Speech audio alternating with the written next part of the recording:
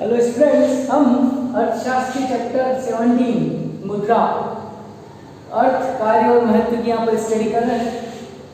17वां अध्याय मुद्रा के महत्व को, मुद्रा के कार्य को, मुद्रा की परिभाषा को समझाता है। मुद्रा का क्या महत्व है?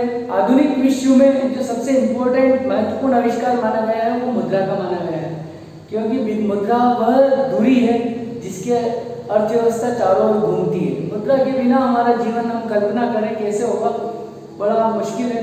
तो उसी क्रम में यहाँ पर सबसे पहले जो हमारा मुद्रा का जब जन्म नहीं हुआ था, मुद्रा का प्रादुर्भाव नहीं हुआ था, तो वस्तु विनिमय प्रणाली लागू थी। वस्तु विनिमय में दो व्यक्तियों द्वारा परस्पर स्वयं के द्वारा उत्पादित अतिरिक्त वस्तु या सेवाओं का लेन देन किया जाता था। वस्तु के बदले वस्तु, बार्टर एक्सचेंज। तो इसकी कठिनाइयां यहाँ पर दी हुई है। वस्तु विनिमय की पहली कठिनाई दोहरे संयोग का अभाव। जो वस्तु मुझे लेनी है, सामने वाला ही वो वस्तु लेने के लिए तैयार हो, ऐसा मिलना मुश्किल होता था। दोहरा संयोग, एक ही जो हमें देना है वही सामने वाला लेना है और वही सामने वाला दे रहा है, तो ऐसा होना मुश्किल है।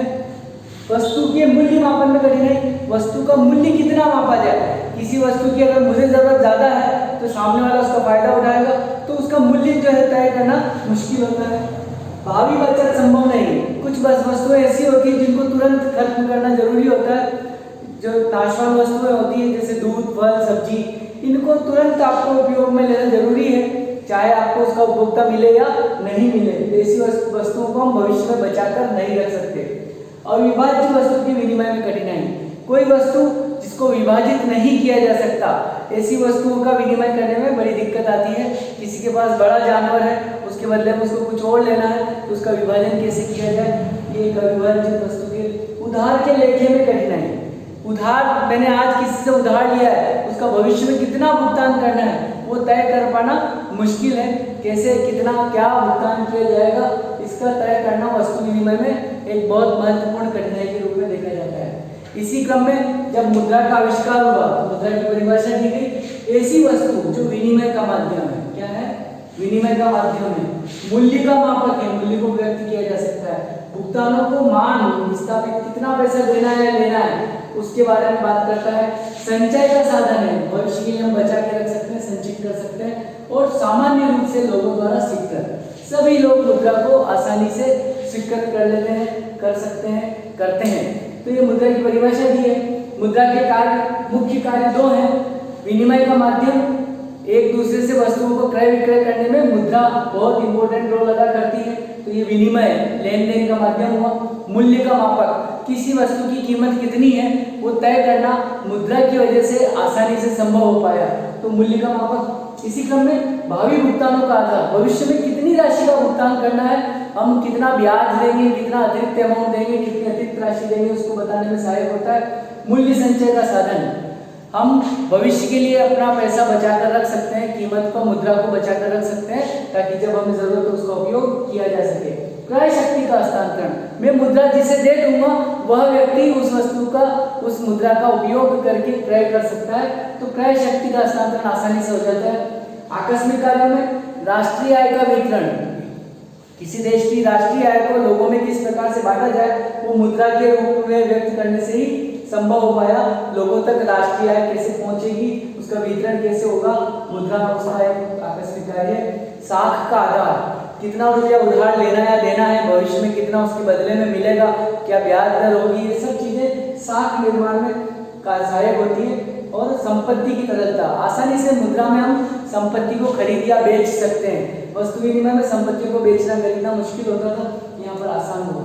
अन्य कार्यों में शोधन क्षमता का सूचक, कोई व्यक्ति कितना सामर्थ्यवान है, क्षमतावान है, उसकी पेइंग कैपेसिटी कैसे है, उसकी मुद्रा के माध्यम से कैलकुलेशन की जा सकती है कि ये व्यक्ति भुगतान करने में सक्षम है अथवा नहीं है। मुद्रा इच्छा की वाहक, मुद्रा मेरे पास है तो मैं उसको खर्च कर सकूंगा, किसी और को हस्तांतरित कर दी तो वो व्यक्ति उसको खर्च कर सकता है अपनी इच्छा अनुसार। इच्छा के अनुसार आप उस मुद्रा को खर्च कर सकते हैं, किसी भी वस्तु के लिए जो आपको जरूरत है उसके लिए खर्च कर सकते हैं, तो ये मुद्रा इच्छा की वाहक हुई। मुद्रा का महत्व, पूरी अर्थव्यवस्था की धुरी, कहा है मुद्रा वह वस्तु है जिसकी अर्थव्यवस्था चारों ओर घूमती है। आर्थिक विकास का मापक, कोई देश कितना, कोई समाज, देश, राष्ट्र कितनी तरक्की करी, उसका मापन जो है मुद्रा के माध्यम से ही किया जा सका, मुद्रा का मापक है। बचतों के निवेश परिवर्तन, हम अपनी मुद्रा को बचा सकते हैं, मुद्रा का छोटे छोटे जो बचत करने से उसका व्यापक मात्रा में निवेश करना संभव हो पाया है, परिवर्तन करना आसान हो पाया है। श्रम विभाजन एवं विशिष्टीकरण, कोई व्यक्ति कितना श्रम करता है उसको मुद्रा में भुगतान करके उसकी श्रम की योग्यता, उसकी विशिष्टीकरण, उसकी स्पेशलाइजेशन को पहचान दी जा सकती है। नहीं तो हम पहचान नहीं पाते किस व्यक्ति ने कितना काम किया, उसको उस बदले में कितना देना है। मुद्रा वह व्यवस्था है जो विशिष्टीकरण का फायदा लोगों को दिलाती है।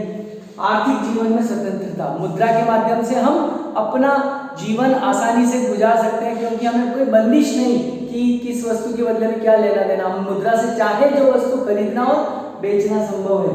और सामाजिक प्रतिष्ठा का आधार, वर्तमान युग में अर्थ युग है, सभी की प्रतिष्ठा जो मापी जा सकती है, कौन कितना धनी है, उसके आधार पर सामाजिक प्रतिष्ठा तय की जाती है। तो ये सामाजिक प्रतिष्ठा का भी आधार होता है। चैप्टर 17 मैंने आपको समझाने का प्रयास किया है। यदि पसंद आया तो लाइक कीजिए, शेयर कीजिए, सब्सक्राइब कीजिए, कमेंट्स कीजिए।